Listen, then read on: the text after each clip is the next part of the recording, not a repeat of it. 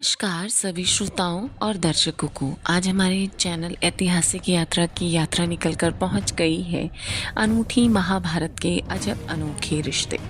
शांतनु के पुत्र थे भीष्म। उन्होंने आजीवन ब्रह्मचर्य की प्रतिज्ञा ली थी, जिसके कारण सत्यवती को 2 पुत्र और हुए। पहला चित्रांगद रोगवश मारे गए और जब विचित्रवीर्य के कोई पुत्र नहीं हुआ, तब सत्यवती के पराशर से उत्पन्न पुत्र वेदव्यास के कारण विचित्रवीर्य की पत्नी अंबिका के गर्भ से धृतराष्ट्र का जन्म हुआ।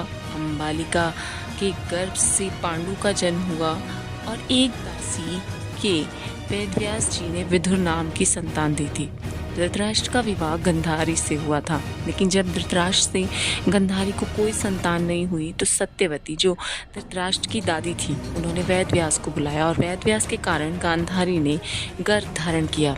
इसके पश्चात गांधारी ने कोई बच्चा नहीं, मांस का एक हिस्सा पैदा किया था, जिसे वेदव्यास ने 101 घड़ों में रखा। इस प्रक्रिया में 100 कौरव और एक उनकी बहन दुशाला का जन्म हुआ। ये दुनिया का पहले टेस्ट ट्यूब बेबी हैं। अब बताइए, धृतराष्ट्र से कौरवों का क्या संबंध होता है?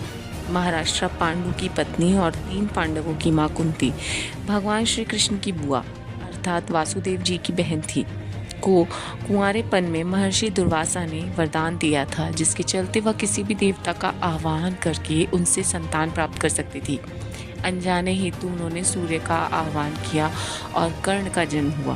कर्ण सूर्य के पुत्र थे और कवच कुंडल के साथ पैदा हुए थे। कर्ण को कुंती ने नदी में बहा दिया था और एक अधिरथ और उनकी पत्नी राधा द्वारा कर्ण का लालन पालन हुआ।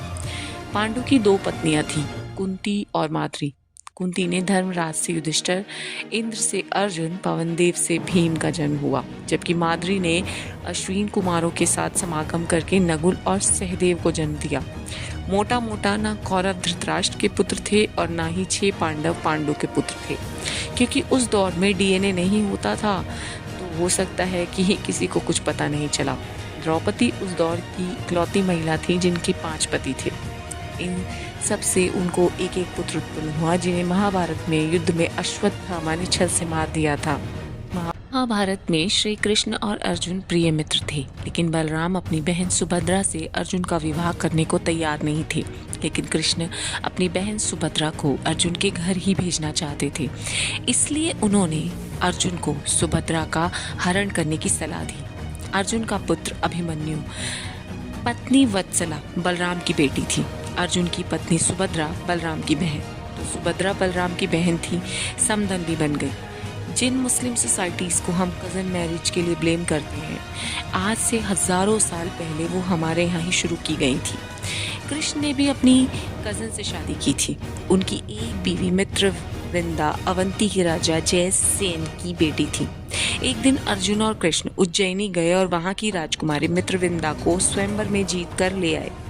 पौराणिक मान्यताओं में मित्रविंदा उनकी बुआ की ही बेटी है। धन्यवाद। यदि आपको मेरा ये चैनल पसंद आया और ये कहानी अच्छी लगे, जो मैंने महाभारत के ही चरित्रों और पात्रों से लिए है, तो मुझे लाइक, शेयर और कमेंट करें। मेरे चैनल को सब्सक्राइब ज़रूर करें।